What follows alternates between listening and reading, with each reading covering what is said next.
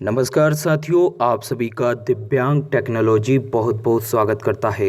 हमारे दिव्यांग भाइयों और बहनों के लिए बहुत ही महत्वपूर्ण खुशखबरी निकलकर सामने आ रही है। साथियों, पेंशन बढ़ोतरी के संबंध में संसद की जो है ग्रामीण विकास पर संसदीय स्थायी समिति ने सिफारिश की है कि विकलांगों की, विधवाओं की और जो वरिष्ठ नागरिक हैं उनकी पेंशन में बढ़ोतरी की जाना चाहिए। आप यहाँ पर पढ़ सकते हो, ये क्रॉनिकल पत्रिका जो कि यूपीएससी अभ्यर्थियों के लिए आती है उसमें ये खबर दी हुई थी। तो हमने सोचा कि आपको इसके बारे में जानकारी दी जाए। तो साथियों, आगे क्या कहा जा रहा है कि इनकी पेंशन में बढ़ोतरी की जाना चाहिए।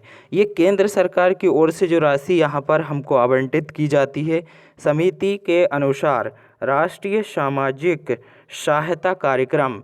तो साथियों, आप जान लीजिए कि हमारी जो पेंशन मिलती है वो राष्ट्रीय सामाजिक सहायता कार्यक्रम है, उसके तहत ये सारे योजनाएं चलती है। तो उसके द्वारा ये मिलती है हमको पेंशन, ठीक है। के विभिन्न घटकों के तहत प्रदान की जाने वाली 200 रुपये से, साथ ही 200 रुपये, क्योंकि आपको तो मध्य प्रदेश में जैसे 600 मिल रहे हैं, कहीं 400 मिल रहे हैं, तो ये जो केंद्र सरकार का हिस्सा यहाँ पर है वो दिखाया जा रहा है, क्योंकि राज्य सरकार उसमें मिला करके देती है। इस कारण से तो हर राज्य में अलग अलग पेंशन है, ठीक है ना। तो 200 रुपये से लेकर 500 रुपये प्रति माह तक का पेंशन सहायता जो है काफ़ी कम है, ये कहा गया है। जो सिफारिश की गई है संसदीय समिति ने ग्रामीण विकास पर। तो पैनल ने कहा कि उसने वर्ष 2019 और 20 तथा 20 और 21 के लिए ग्रामीण विकास विभाग, ठीक है, का अनुदान मांगों से संबंधित अपनी रिपोर्ट में इन पेंशन सहायता राशियों को बढ़ाने की सिफारिश की गई थी, आग्रह किया गया था उन्होंने, ठीक है। पर बढ़ाई तो नहीं है अभी, जैसा कि आपको पता है कई आंदोलन चलते रहे हैं और दिल्ली में भी बहुत सारे आंदोलन चल रहे हैं।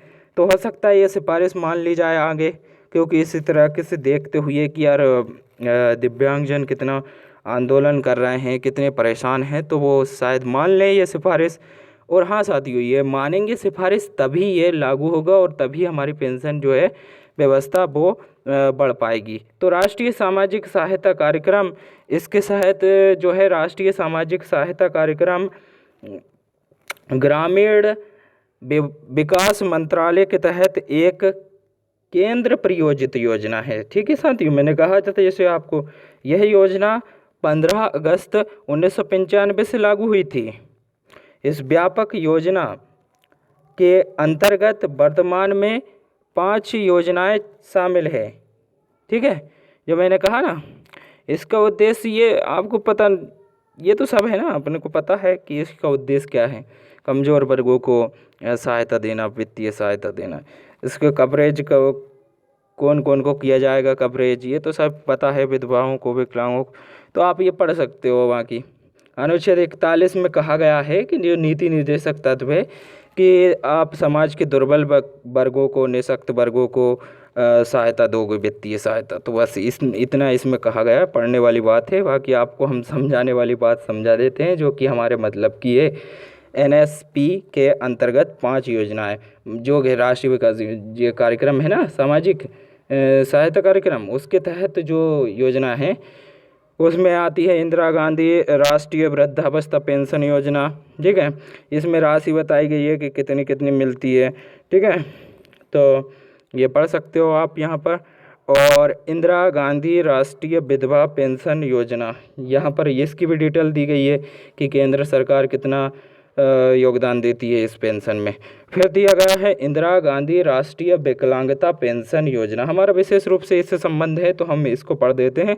इस योजना के माध्यम से, ठीक है, 18 से 59 वर्ष की आयु के गंभीर तथा विभिन्न प्रकार की विकलांगता से ग्रसित बीपीएल व्यक्तियों को 200 रुपये की मासिक पेंशन प्रदान की जाती है।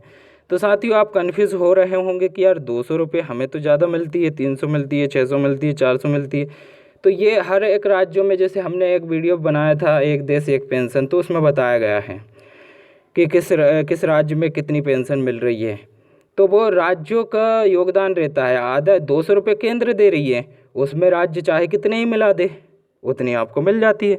फिर राष्ट्रीय पारिवारिक लाभ योजना ये है, इसमें कुछ लाभ दिए जाते हैं। जब मुखिया की मृत्यु हो जाती है परिवार में तो उसको 10,000 रुपये दिए जाते हैं। ठीक है, इतना ही इसमें डिटेल दी है। और यहाँ पर जो ये डिटेल दी है कि यार अन्नपूर्णा योजना जो वृद्ध लोग रहते हैं ना उनके लिए है कि वो जब उनको पेंशन नहीं मिलती तो उनको अनाज दिया जाएगा। ठीक है, मुफ्त में अनाज प्रदान किया जाता है। यहाँ पर लिखा भी होगा कि ये 10 किलोग्राम खाद्यान्न मुफ्त में प्रदान किया जाता है। तो ये साथियों आप देख सकते हो कि करंट अफेयर की जो क्रॉनिकल है उसमें ये दी हुई है और हम इसको सिविल सर्विसेज के लिए पढ़ते हैं। तो मई माह का ये 2021 का एडिशन है। यहाँ पर आप देख सकते हो कोने में कोई फर्जी जानकारी देते ही नहीं है हम। ठीक है, इस कारण से ज़्यादा टाइम नहीं मिल पाता, इसलिए वीडियो ज़्यादा अपलोड नहीं हो पाती है। बाकी जब भी हम जानकारी देंगे तो आपको सत्य जानकारी मिलेगी, क्योंकि हम भी दिव्यांग हैं और दिव्यांगों की हम समझते हैं कि किस तरीके से उनको दिक्कत होती है, क्या क्या उनको परेशानी होती है।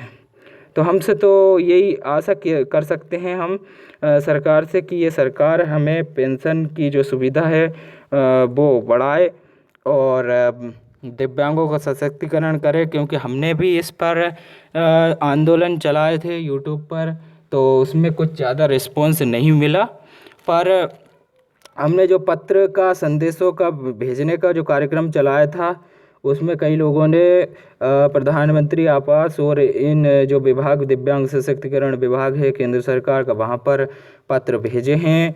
तो कहीं ना कहीं इसका भी प्रभाव पड़ता ही है और दिल्ली में आंदोलन हुए तो उसका भी प्रभाव यहाँ पर परिलक्षित होता है कि उन्होंने अपनी सिफारिशों में जो दुर्बल वर्गों की पेंशन बढ़ाने का यहाँ पर एक मुद्दा, नवीनतम मुद्दा उठाया है। तो हो सकता है ये सिफारिश, अधिकतर सिफारिश मान ली जाती है इन संसदीय समितियों की और कुछ मानी भी नहीं जाती है। ठीक है, संसद के ऊपर रहता है ये। ठीक है, तो हम तो यही आशा करते हैं कि ये सिफारिश मान ली जाए। तो धन्यवाद साथियों, फिर मिलेंगे एक सत्य प्रमाणिक खबर के साथ और किसी भी जानकारी के साथ। कोई खबर से लेना देना नहीं है, जो भी हमारे दिव्यांग लोगों के लिए आवश्यक होगी वो जानकारी दी जाएगी। धन्यवाद।